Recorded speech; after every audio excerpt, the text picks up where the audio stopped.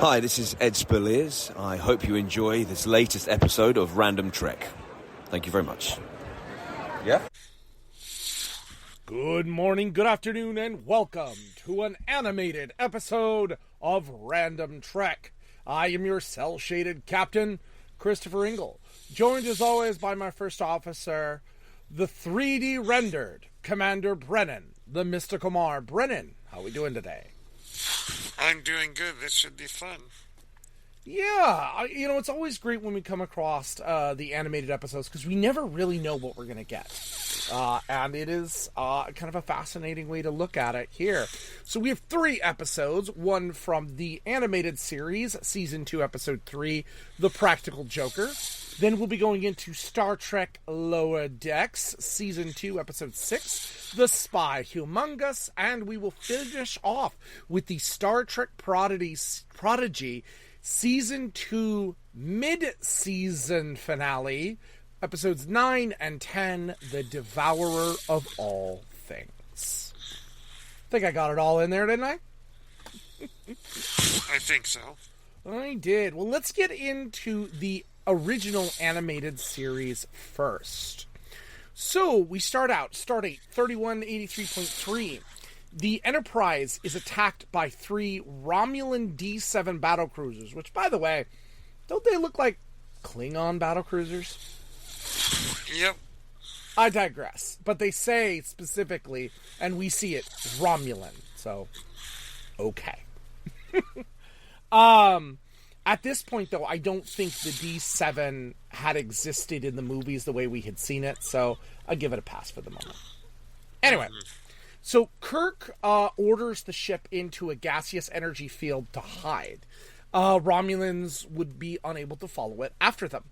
However, short time later, the crew begins to suffer from a series of practical jokes.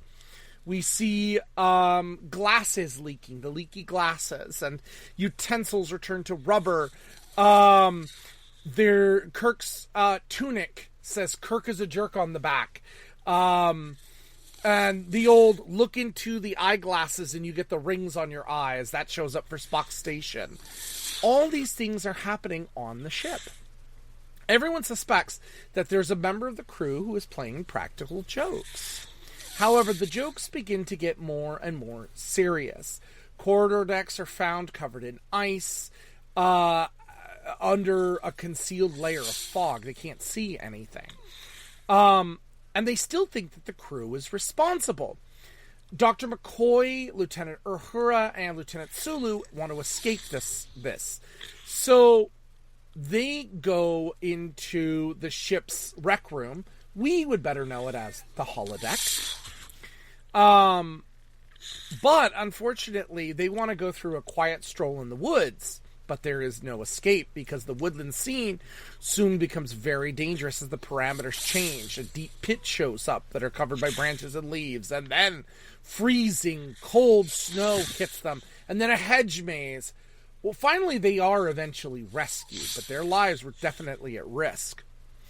But what we find out is that the practical joker isn't a person. It's the Enterprise itself. And it's being affected by their passage through the energy field. And it has decided to play practical jokes on everyone. And not very helpful at all. So, knowing about the Romulans, it decides it's going to up its game. And it's going to play a practical joke on the Romulans for the battle damage that it was caused earlier. It's going to get revenge in its own way. So it fabricates a gigantic ship-shaped balloon near the Enterprise that the Romulans are going to attack. Romulans are getting mad at being embarrassed for being tricked, and they give chase. Kirk immediately starts to show fear at the prospect of returning to the cloud to escape the Romulans. The Enterprise kind of digs into this fear and takes the ship back in. The joking personality of the computer begins to fade as it does realize that it itself has been tricked by Kirk and returns to normal. But the Romulans, on the other hand, who are so enraged over that they follow the Enterprise through the cloud and begin to experience a rash of jokes all to themselves. All right. First thoughts on this one. This one is definitely a skip it. It is a skip it. It's a very weird episode. And, I mean, I give the pass for the ships they used. Because, again, at this point, the movie didn't exist, and D7s had never been seen. And there is something in canon that the Klingon Empire did get technology, whether stolen or something, from the Romulans, and... Okay, I'll pass. We had seen the D7 in the original series. I didn't think we saw the full D7 until the movie, until motion picture. Well, I think we saw it because the Romulans used it in the Enterprise incident. Okay. So we had already seen this. Yeah, so maybe it was the movie that was confusing. I don't know. Because the Klingon battlecruiser looks a little similar too. But anyway, that aside, the idea of the ship becoming sentient, we see this in the future. This happens. But an energy field makes it give practical jokes. It gave it a personality and stuff. I'm a little weirded on that. Yeah. I mean, we've seen ship computers gain sentience and personality before, but never something so specific. That's true. Yeah, and it's, I'll be honest, like, the practical jokes, this is perfect for a Saturday morning television show. Like, these are the kinds of practical jokes you would expect a kid to play on somebody. They're not very inspired, let's put it that way. Yeah. A giant balloon in space? What is that? What?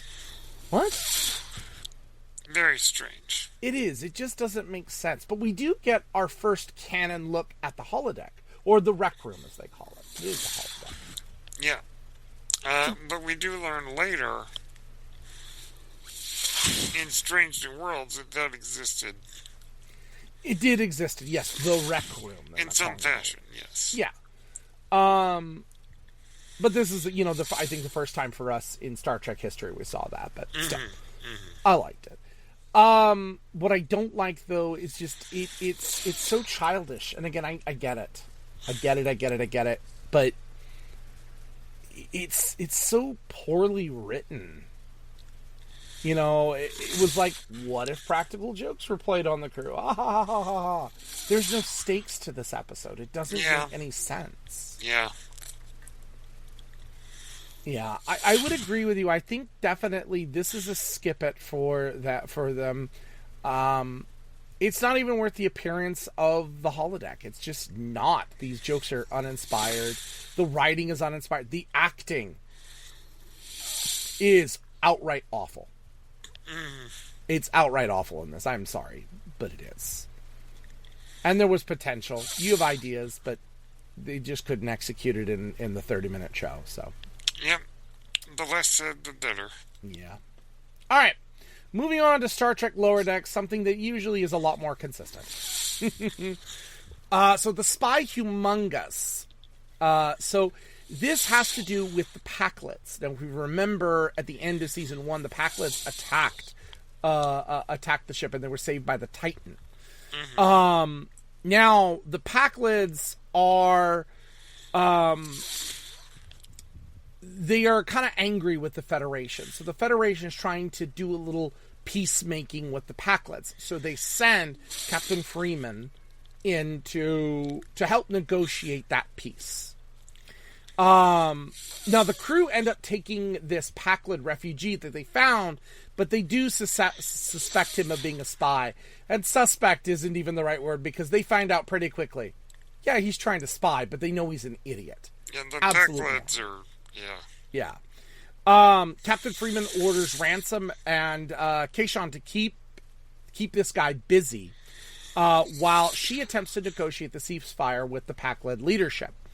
But she gets a little frustrated because their leadership structure is so unclear and apparently is determined by the size of their hat. Yes. And the hat moves a lot. while they're all working on that, the lower deckers are ordered to clean up dangerous and unpredictable mission anomalies that were left over from the crew. Boimler, however, doesn't like this. He's a little frustrated, and he gets invited to join a special group called the Red Shirts, who, they make a joke about this, but let's face it, being called the Red Shirts was not a wise name. Not at all. Very true. So these guys have ambitions to have higher ranks, and they're interested because Boimler was on the Titan with Riker. There's got to be some experience there, some things we can get used to and use. So they give Boimler a makeover, give him a new hairdo, and they urge him to distance himself from his friends. Spend all of your time talking about leadership skills.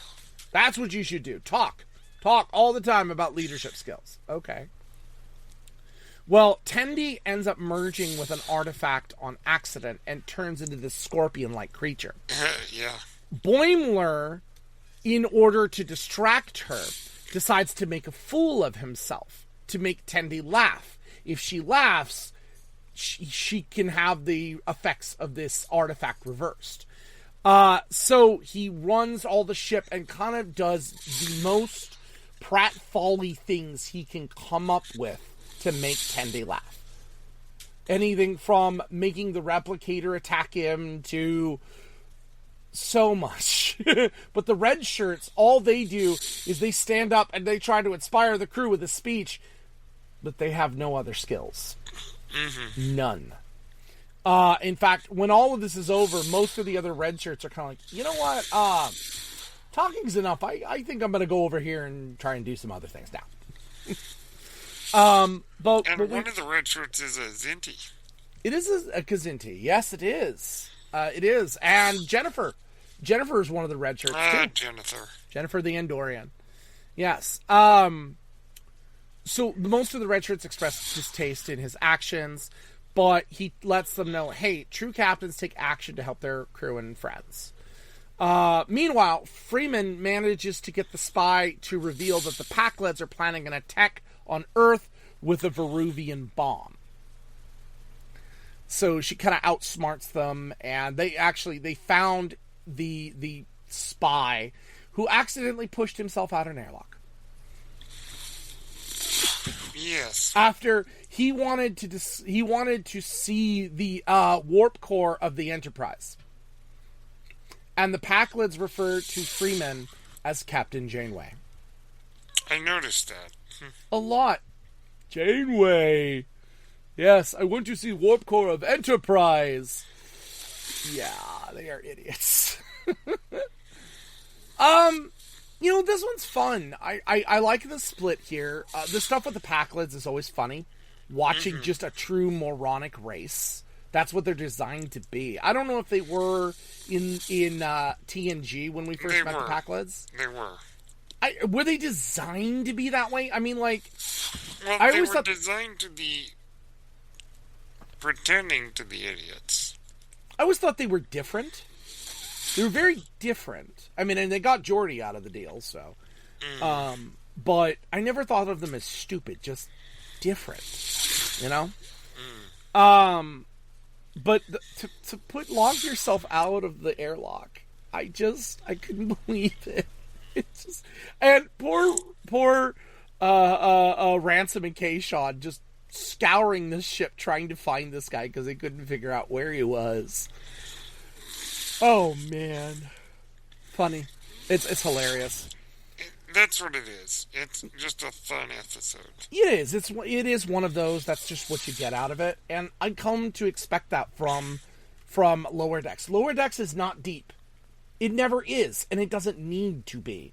It's about characters who have little consequence, and we grow to love them when we learn more about them, and they grow and like that. But it's never meant to be life-changing stakes. It was meant to be fun. Yeah. I like that. All right. It's still a recommendation for me because I love watching the Pakleds. I would agree, yes. Yeah, and it continues on that storyline, which is great. All right, let's move to the two-parter of Star Trek Prodigy in Season 2, The Devourer of All Things. So the Protostar crew arrive at this planetary ziggurat, which is the headquarters of the Travelers, and they meet who has been trying to help them the entire time, one Wesley Crusher. Actually voiced, of course, by Will Wheaton. Wesley explains to the kids that he found a way for them to repair the timeline damages that have been happening. He says that the hole in time that the kids created is attracting something called the Loom, which are monstrous parasitic creatures that feed on dying timelines. Now, that in and of itself is new to Star Trek, but that is not a new sci-fi theme. Doctor Who has something similar. There are others where wraith-like creatures hide in between time and things like that. So this is not a new idea, but it's new for Star Trek. And they end up manipulating time also to be able to hunt their prey. So as they're there, the Loom themselves arrive, and it causes Dal, Rock, and Zero, Jenkem, and Murph to be frozen. But Gwen and Wesley, who both are temporarily stabilized, they are not affected. The duo of them hurry to find more stabilizers to help out their friends, but the Loom is chasing them in hot pursuit.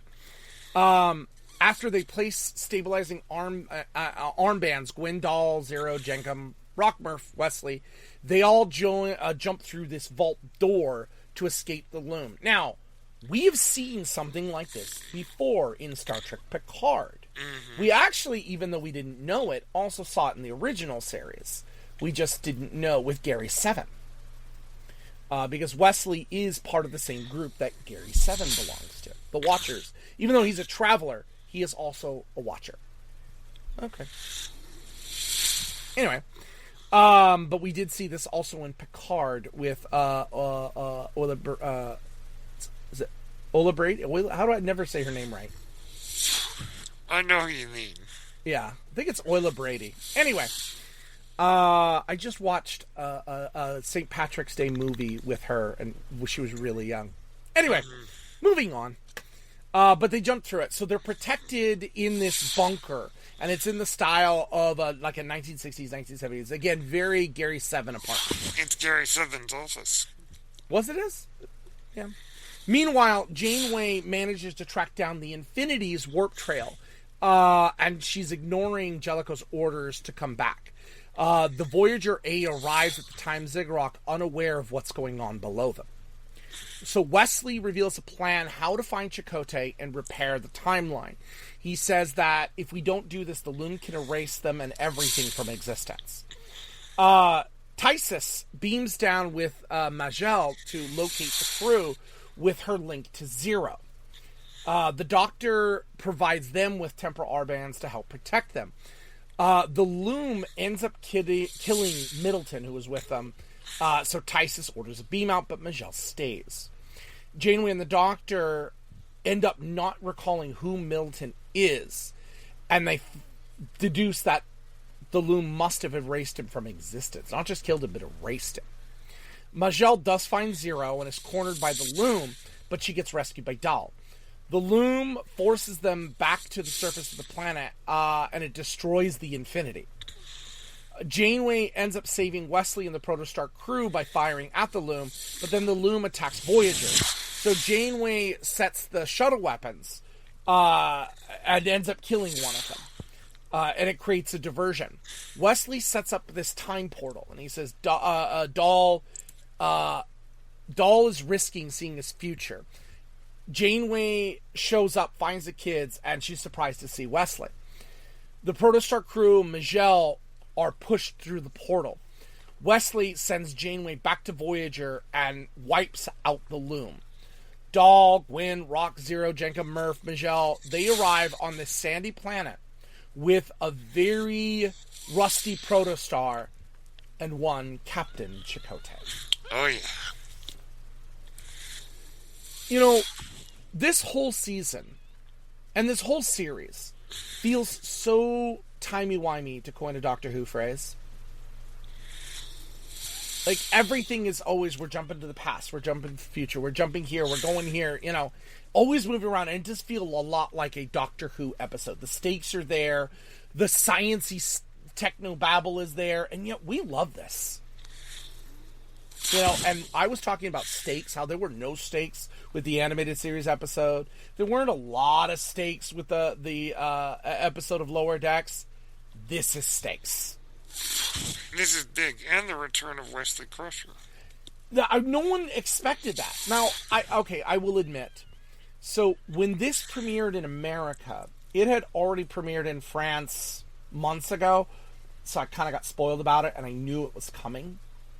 But it was still great to see him. You know, he had appeared in Picard as a cameo, and I don't know if that happens before or after timey-wimey stuff. But it was so great to see him come back. And I know Will Wheaton kept it secret. He didn't tell anybody. And this was done for a while. This was done and finished in the can a long time ago. So they had known about this for a long time, and it was just such a nice surprise. And to get to see him do what he does. But does Wesley come off seriously as a little Doctor Who? A little bit, yeah. You know, it's just, he's of course jumping through time in and around. He always seems to know what's going on. He's got a plan, but he's also full of exposition. Mm-hmm. Like, always telling us. And that's not necessarily a bad thing in this, because again, we have 2 30-minute episodes to get through here. You gotta get a lot out in a short amount of time. And overall, I'm not the biggest fan. I know they designed him after Will Wheaton himself now. Not a big fan of the beard. Interesting. I don't know, maybe I'm crazy, but I miss young Wesley. But yeah, I mean, that's what this is. This is the stake builder. This was the first half of the season, and we had a lot to build up to. And we finally get to see Chakotay. We don't get to see what happened to Chakotay, but we get to see Chakotay in the very, very end of it. And that had to have been worth it. Definitely. What did you think of this very exposition-heavy two-parter? I really think that this season of Prodigy is really where we understood that this show was more than just a quote-unquote kid show. Mm-hmm. This was serious Star Trek with big connections to Voyager and being kind of an extension of Voyager. Mm-hmm. Just extraordinary. And this really is like the Star Wars Rebels of Star Trek. Yeah. Where you think it's just going to be a kid show. But it's so much more than that. I would agree with you. It's, you know, engaging. I kept going with the story. I think the story was well written. Mm-hmm. Absolutely. The animation is always fabulous, and the acting is great. Mm-hmm. I love it. And even though to me it's exposition heavy, I never like something that's too much exposition. Being that this is like the mid-season finale, they're setting up the true stakes. They're letting you know what the real thing. And like, if you've ever played video games or Final Fantasy games, there's always like those first 2 bosses that you need to face that are like challenging and difficult, but they're not the real boss. Mm-hmm. You know? Then you come to discover there's a bigger thing here. There's a bigger bad. Something much bigger we have to deal with. And I felt like that's what this is. Like, this just got us through. We were through the mini bosses and maybe one boss that we got through the Diviner and all of that. But now we find out, oh, this is a matter of existence and time. This is a matter of everybody. And if we don't do something, this is going to be a big deal. Mm-hmm. You know, and then you get help. You get your Gandalf figure, which in this case is Wesley Crusher.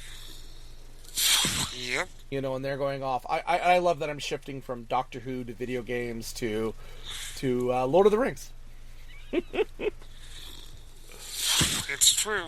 Oh, but yeah, I love this entire series. We have said it from day one. Watch these 2 seasons. This is not children's Star Trek. It is palatable to children, but this is not geared solely for children. Yeah, indeed. If you want that, go watch Star Trek in preschool. That is geared solely towards children. This is not. Mm-hmm. Totally worth it. And we all still hope there will be a season 3, even though we probably know there won't be. But we always hope. Final thoughts on this one for you. It's good. Don't skip it.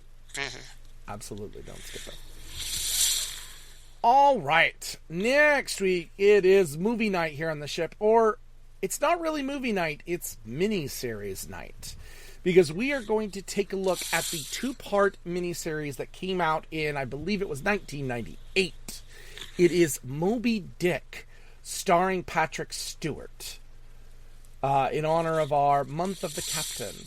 And of course, we're going to have 2 returning guests joining us to talk about the depths of the story of Moby Dick and how this plays. And we have talked ad nauseum before about how Moby Dick comes up. And we will definitely be referencing lots of Wrath of Khan and lots of First Contact, let me tell you. Yes. Oh, yes. But we'll look into that next week. And then the week after, we go into Star Trek Picard. And I don't usually announce the week after, but because it is finished, we get to start looking at Starfleet Academy. And we get to see how that goes. We get to review our first few episodes of those. So, a lot of fun things coming up for us in the near future. Brennan, where could the people find you? You can find me on Blue Sky at BrenRand@BlueSky.social. Apple Podcast, Spotify, and YouTube at Page Turners They Were Not.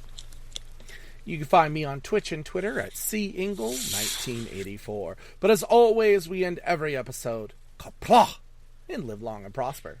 Peace and long life.